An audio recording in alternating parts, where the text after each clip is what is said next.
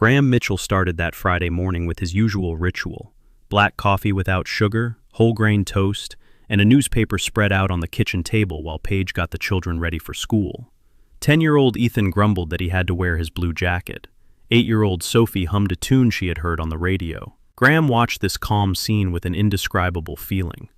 After 12 years of marriage, many things had become automatic. At 41 years old, Graham had built a respectable career as a university literature professor. Students described him as patient, meticulous, and deeply passionate about his work. Colleagues saw him as a balanced man who very rarely lost his composure. Paige, at 39, worked as an HR manager at a medium-sized company. She was proud of her position and the professional connections she had built over the years. To neighbors and friends, they were a successful couple who had embodied the American dream in a quiet suburb. However, Graham understood that over the past few months, something had changed. At first, it showed in small things. Paige began to complain more and more. She declared that her husband was too predictable, their life together had become boring, and she needed more excitement. Graham sincerely tried to understand her. He suggested shared trips, unusual dinners, and new hobbies. Paige rejected everything with clear disdain, as if any effort he made was inherently insufficient. The man began to feel as if he were under constant judgment, where the verdict had already been made. That Friday evening, when the children had gone upstairs to do homework, Paige walked into the living room wearing a tight black dress that Graham had never seen before. The neckline was much lower than what she usually wore, and high heels made her legs look endless. Her makeup was elaborate, her lips painted bright crimson. Graham put down his book and looked carefully at his wife. Paige announced that tonight was a corporate party, and, checking her reflection in the hallway mirror, told him not to wait up. Graham felt uneasy. He knew about these parties, and had heard various stories. He was aware that Paige's boss, a divorced man named Richard, had a questionable reputation when it came to female subordinates. More than once, Paige had mentioned his inappropriate comments, always dismissing them as harmless jokes. Graham asked his wife to talk for a minute, maintaining the calm tone of a professor that he used when he wanted to be heard without unnecessary pressure. She just rolled her eyes, expressing her displeasure. Graham admitted that this situation worried him, especially since she herself had told him how rough such parties could be. Paige replied with biting sarcasm, asking if he understood the concept of professional networking. This barb cut him deeply. Graham exhaled slowly and explained that he wasn't forbidding her social life, but that this particular event with these specific people made him uneasy. Paige crossed her arms over her chest, accusing her husband of never learning to trust her in 12 years of marriage. Graham countered that he trusted her, but he did not trust the situation. The man rose from the couch, walked over to his wife, and looked into her eyes. There was something unfamiliar in them, a spark of defiance, even contempt. Graham swallowed and spoke directly. He warned that if she went to this party, their marriage would be over. This was not an empty threat. It was the truth, and he was asking her to make a choice. The silence did not last long, but it felt endless. Paige looked at him with an expression that Graham would never forget. Pure disdain mixed with cruel satisfaction. Savoring every word, she declared that she was going anyway, called him pathetic, and added that he had no right to tell her what to do. She grabbed her purse, checked her phone, and headed for the door. Before leaving, she repeated not to wait up for her. The door slammed shut so hard that the pictures on the walls shook. Graham stood still for several minutes, realizing what had just happened. Soon he heard light footsteps on the stairs. In the hallway appeared Sophie, her eyes wide with worry. She asked if Mom was angry. Graham forced himself to smile and reassured his daughter, saying that Mom was just running late. The next few hours he devoted to the children. He helped Ethan with math, read Sophie a bedtime story, and made sure they were comfortable in their beds. When he came downstairs to the empty living room, the clock showed 10:30. Graham sat in an armchair and stared into space, trying to sort out his thoughts. At 11:47, his phone vibrated. It was a message from Bennett, one of Paige's colleagues whom Graham knew from past encounters. Bennett was married, held traditional values, and had always treated Graham with genuine respect. The message was short. Bennett asked to speak urgently by phone. Graham answered on the first ring. His colleague said that he was at that very party, and Paige had completely lost control. Graham's heart began to beat faster. It turned out she had drunk far too much, and in front of everyone, she was kissing Richard. And not only him, Graham felt weakness in his legs and gripped his phone tightly. Bennett confirmed his words. promising to send video recordings. He expressed sympathy, saying that Graham was a good man and did not deserve such treatment. The videos began to arrive, one after another. In the first, Paige laughed loudly at the bar, drink in hand, clearly drunk. The second video was even worse. She danced provocatively with Richard, his hands where they should not have been. From the third clip, Graham felt sick. Paige openly and shamelessly kissed her boss, amid applause and whistles from colleagues. The fourth recording showed her kissing another man Graham did not know. The fifth video confirmed the continuation of this behavior. But the sixth video was what finally crushed Graham. In it, Paige, surrounded by intoxicated women, shouted and laughed, calling her husband a weakling and mocking his attempt to stop her from coming here. Graham watched the videos 3 times. The first time, he felt rage. The second, deep sorrow. After the third viewing, something inside him finally broke. The emotions were replaced by a strange calm and cold clarity. Bennett continued sending updates throughout the night. Paige became more and more uninhibited, and at one point could barely stand. Graham methodically and unhurriedly saved every video, every photo, and every message. At 3:12 in the morning, a car was heard outside. Through the window, Graham saw a taxi driver practically carrying Paige out of the cab. The man helped her to the door, clearly feeling awkward. Graham opened the door before she could find her keys. His wife stumbled inside. Her dress was wrinkled, her hair was a mess, and her makeup was smeared across her face. She smelled of alcohol, cigarette smoke, and a strange man's cologne. She didn't even look at her husband. She headed straight for the couch and passed out moments later. Graham stood watching her for a long time. The woman on the couch was the mother of his children, the person with whom he had shared 12 years of his life, and she had destroyed everything in one night because of her own ego and alcohol. He did not go to sleep. The next hours he spent in quiet work. First, he went to the bedroom and packed her belongings. He methodically folded clothes, arranged shoes, and packed toiletries. In the end, there were 3 large suitcases and 2 boxes. Then he secured the evidence. He photographed the stained dress, her phone with visible messages on the lock screen, and the sorry state in which she had returned. After that, he sat at his computer and composed a letter to Harrison, the best divorce attorney in the county. Briefly summarizing the situation, he attached several videos and requested an urgent meeting.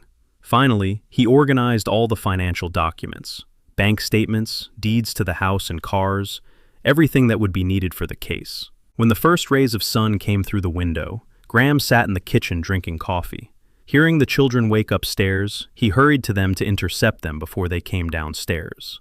With a forced smile, he suggested they have breakfast outside today, noting what a beautiful day it was. Ethan asked where Mom was. Graham replied that she had come home late from work and was resting, so they should not wake her. He made pancakes for the children and set the table in the backyard, far from the living room where Paige still lay. Graham kept the children busy until Bennett arrived, responding to his request. The colleague agreed to pick up Ethan and Sophie so they could spend the day with his kids. The children left in good spirits, unaware that their lives were about to change forever. When the house was empty, Graham was alone with his unconscious wife. He sat in the armchair across from the couch and waited. At 11:43, she began to come to her senses. First, there were soft moans, then more sudden movements. 11 minutes and 5 seconds passed before Paige finally opened her eyes. It took her some time to realize where she was. From her contorted face, it was clear that she was suffering from a severe headache.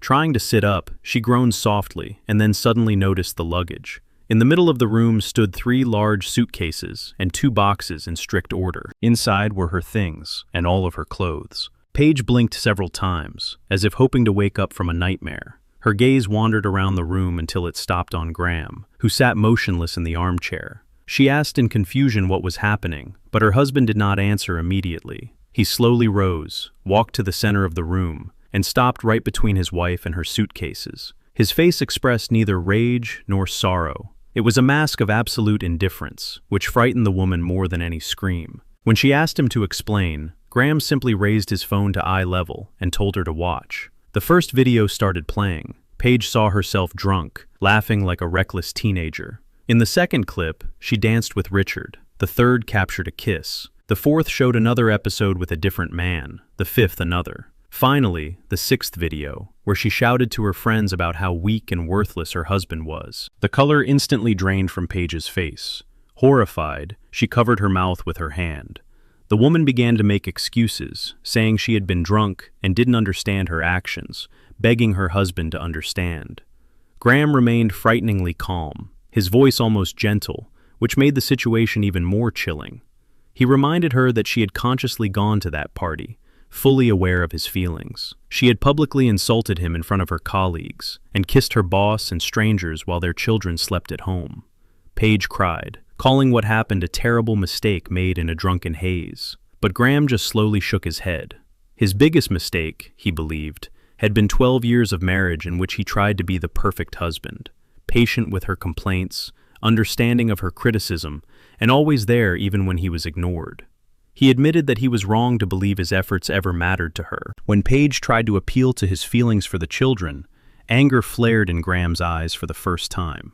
He forbade her from using their sons and daughters as a shield, reminding her of her behavior at the party. The man walked to the window and stood with his back to her for a while. When he spoke again, his voice became a whisper.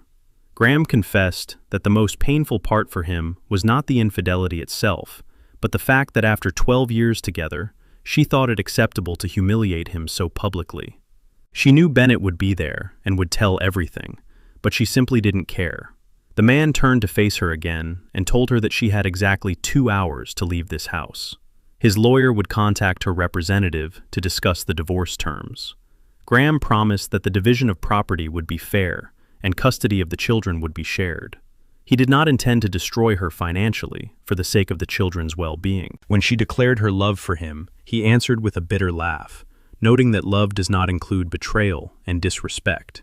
To her, he had only been a convenient source of stability who paid the bills while she looked for excitement elsewhere. Paige rose from the couch, still unsteady from her hangover, and tried to approach him, but Graham stopped her with a gesture. He forbade her from coming near him or touching him, stating that intimacy was lost forever. The man told her to call someone to come get her, emphasizing that in 120 minutes she should not be in this building. Before going up the stairs, he added that on Monday, when she saw Richard at work, she should remember. He had gotten exactly what he wanted, bringing her down to his level. Graham, meanwhile, intended to rebuild his life, keeping the dignity that she had traded at a bar for cheap validation. Once inside the bedroom they had shared for over a decade, Graham locked himself in and finally let himself cry. He wept silently, his face buried in a pillow. From downstairs came the sounds of Paige's sobs, phone calls, and the noise of moving suitcases. 2 hours later, when he came down, the house was empty. The divorce process lasted 6 months. Attorney Harrison did his job impeccably. Despite having evidence that could have secured far more favorable terms, Graham insisted on a fair settlement, not wanting the children to hear that their father had ruined their mother financially. The lawyer respected this decision, although he thought his client was overly generous. Custody of Ethan and Sophie was shared. The children spent 2 weeks with each parent. Graham found it hard to get used to the empty house every 15 days, but he dedicated himself to making the time with his children special, focusing on quality over quantity. Paige kept her job, though she was transferred to another department. Rumors about that party spread instantly, making her a constant subject of gossip in the company hallways. Richard, that same boss, was fired 3 months later after other employees filed formal complaints of harassment.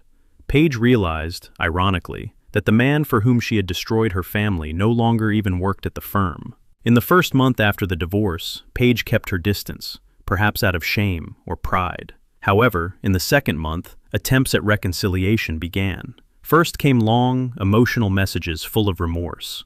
Graham read every one of them, but never replied. Then came phone calls, which he ignored. The messages were all the same. She had changed. She was in therapy. She realized her mistakes, and she begged for a second chance. In the third month, Paige began coming to his house under pretexts involving the children. She needed to pick up a forgotten item, or she needed to discuss school matters. Graham was deliberately polite, but cold and distant. In the fourth month, gifts started arriving. Books he wanted to read, his favorite wine, tickets to lectures. Graham returned everything with short notes declining them. In the fifth month, Paige switched to handwritten letters, pouring out her soul over many pages, describing her inner changes and the revelations from her therapy. The The man read them with a neutral expression and simply filed them away in a folder, never engaging in correspondence. In the 6th month, she changed tactics, appearing at every school event, even on weeks when the children were not with her. She tried to sit next to him and start conversations, but Graham discussed only child-related matters, shutting down any personal topics. By the 7th month, she began working through their mutual friends. Bennett, by a strange twist of fate, the same person who had once sent those videos, was asked by Paige to intervene. Feeling awkward, he reported this to his friend, noting that the woman seemed genuinely remorseful and that perhaps they should talk. Graham thanked his friend for his concern, but answered very clearly, "Some things cannot be fixed, Bennett. She needs to accept that." In the 8th month, Paige tried to influence him through the children. On the weeks when Ethan and Sophie were with her, she carefully planted certain ideas, asking them if they wanted Mommy and Daddy to live together again. Confused and hopeful, the children told their father about these words. Graham sat down with them and explained as gently as possible that adults' decisions are sometimes final, and his love for them would never change, no matter where they lived. The 9th month brought Paige's family into the situation. Her mother called Graham, begging him to give her daughter another chance. She appealed to his kindness, describing how much her child was suffering. The man listened patiently and replied, "With all due respect, compassion does not mean accepting disrespect. I sincerely wish Paige well, but I will no longer be her husband." In the 10th month, the attempts became desperate. His ex-wife showed up at a dinner where she knew Graham would be present. She approached his table with tears in her eyes, asking for just 10 minutes to talk. He calmly finished his meal, left money on the table, and stood up. "Paige, you need to move on. I already have. Continuing this fight will only hurt you," he said, and left the establishment without looking back. The 11th month marked a turning point. At a book club that Graham attended on evenings when the children were with their mother, he met Fiona. She was a widowed librarian, 3 years younger than him. With a soft smile and an intelligent gaze, she discussed literature, life, and new beginnings with him. In her presence, he felt a calm that matched his own state of mind. After a few weeks of friendship, the man invited her to dinner, and she accepted. By the 12th month, Graham and Fiona were officially dating. He carefully introduced her to his children, respecting the time each needed to adjust. Ethan liked her from the start. Sophie needed a little more time, but Fiona's patience and kindness eventually won the girl over. This was a genuine new beginning, built on mutual respect and honest communication. Paige found out about Fiona through social media. Graham posted a simple photo, he and his companion in a park, both smiling naturally. There was nothing provocative or provocative about it, just two happy people. Paige saw the picture during her lunch break at work. She stared at the screen for several minutes, feeling something inside her finally break. That night, she did not send messages, did not call, and did not go to his house. She sat in her empty apartment, staring at the walls, finally facing the full weight of reality. Her ex-husband was moving on, not just in words, but in deed. He had found someone else, was building a new life, and she was not part of it. 2 weeks later, on a Saturday afternoon, Paige accidentally saw Graham and Fiona at a local restaurant. They sat by the window, talking animatedly. Fiona said something, and the man laughed. That genuine laugh that Paige had not heard for many years. She watched from a distance, noticing how relaxed he looked. His shoulders no longer carried the tension she had grown used to during their marriage. Beside him, Fiona radiated a serenity that Paige deeply envied. In that moment, she finally understood. It was not about whether she had changed or not, nor about her right to a second chance. Graham had found inner peace, and that peace did not include her. No messages, gifts, letters, or meetings could change that. She had had thousands of opportunities, but she had wasted them all. Back home, for the first time in a year, she did not think about how to win Graham back. She thought about rebuilding her own sense of self, not for him and not to impress anyone, but for herself. Paige called her therapist and booked an extra session. She began to ask herself not how to fix things, but how she had become the kind of person capable of such betrayal. Graham never learned about that meeting at the restaurant. He continued his life with Fiona, building a healthy relationship. The children adapted well to the new circumstances, and he became an even more attentive and caring father. On the weeks when Ethan and Sophie were with him, the house filled with laughter, family dinners, and evening games. The rest of the time, he enjoyed Fiona's company, visiting interesting places, or simply relaxing in the quiet. Paige stopped her attempts. During child exchanges, she was brief and polite, sticking only to practical matters. There were no more pleading looks or hidden attempts to reconnect, just two people sharing the responsibility of parenting, and nothing more. One autumn Sunday, almost 2 years after that fateful party, Graham was in the backyard of his new house, helping Ethan with a science project. Fiona was making lemonade in the kitchen, and Sophie was drawing at the garden table. The autumn sun cast long shadows over the manicured lawn. The man stepped away from his work for a moment and watched the scene. His son was focused on his calculations. His daughter hummed softly while coloring her picture, and Fiona appeared with a tray of drinks and a warm smile. He no longer felt any anger toward Paige. Instead, he felt a kind of gratitude. She had set him free, albeit in the most painful way. She had made him realize that he deserved more than mere acceptance and conditional love. Through her betrayal, she had shown him that he could recover, love again, and find someone who would truly appreciate him. When Fiona sat down beside him and intertwined her fingers with his, Graham smiled. It was not a perfunctory smile, but an expression of deep satisfaction. He had found his way back to himself, and that path had led him to places far better than he could have imagined. Meanwhile, Paige continued her journey of self-discovery. She did not become a defeated villain or a redeemed heroine. She simply became a woman dealing with the consequences of her choices and learning to live with the weight of having lost something precious for a moment of selfishness. On good days, she noticed her personal growth. On bad days, regret consumed her. But every day, the lesson remained clear. Some doors, once closed, do not open again, no matter how hard you knock. Graham did not forgive her in the sense that he forgot what happened, but he had released his anger, which was another form of forgiveness. He continued to build his life, brick by brick, with patience and determination. And on that autumn afternoon, surrounded by his children and the woman he had chosen, Graham knew for certain. The man sitting in that yard was no longer the man Paige had once called pathetic. He had become stronger, wiser, and infinitely freer.